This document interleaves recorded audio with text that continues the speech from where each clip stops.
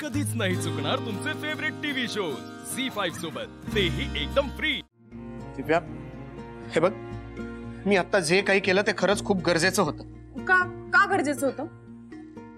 ते मी आता नाही सांगू शकत, पण तुला ते नंतर कळेल बरोबर।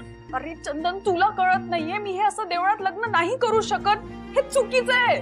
अगं, आपल्याकडे दुसरा पर्याय नाहीये। आपल्याला जर एकत्र राहायचं असेल तर तुला हे मंगळसूत्र घालावंच लागेल।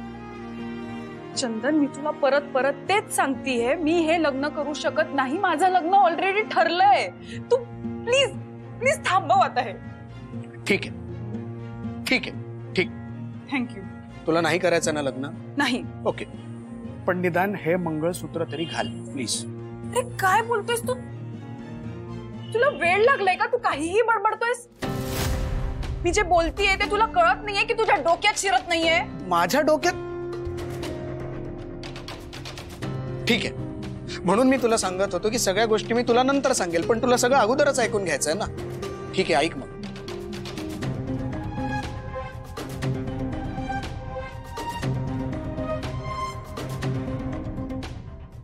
माझा काका राहतोय इथे, म्हणजे भारतात, आणि तुला तर माहिती आहे माझे बाबा बाहेरगावी असतात। हा, मग हे मला माहितीये, तुम्हाला परत हेच का सांगतोय? माझ्या काकांना कोणी मूल बाळ नाही, त्यामुळे मी त्यांना मुलासारखा ना, म्हणून त्यांना त्यांची सगळी प्रॉपर्टी माझ्या नावावर करायची, आणि त्याकरता ते मुलगी शोधतायत। पण माझं प्रेम कोणावर आहे? कोणावर आहे? माझ्यावर। मग म्हणून मी त्यांना सांगितलं की आपलं लग्न झालंय। का? मला विचारून सांगितलंस? ही काही विचारण्याची गोष्ट आहे का दिव्या? तुझं प्रेम नाहीये माझ्यावर? हा, मग प्रेम आहे म्हणून न विचारता काहीही करशील? असं नाहीये दिव्या,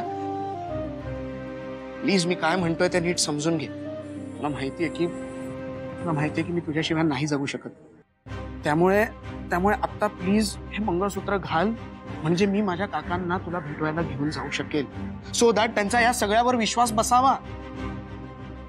हे तुझं चांगलंय, तू फक्त स्वतःचा विचार करतोस। जेव्हा माझ्या घरी हे सगळं कळेल तेव्हा काय होईल ह्याचा विचार केलायस तू?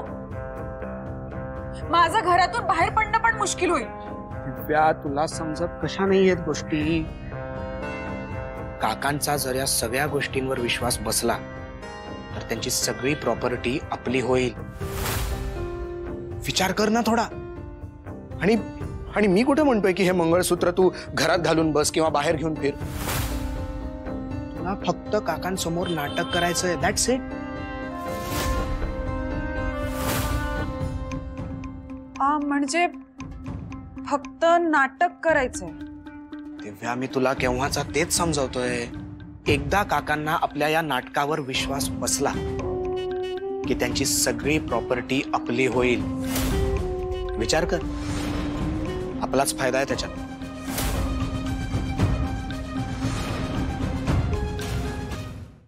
झी5 ॲप डाउनलोड करा आणि पहा सर्व एपिसोड्स एकदम फ्री।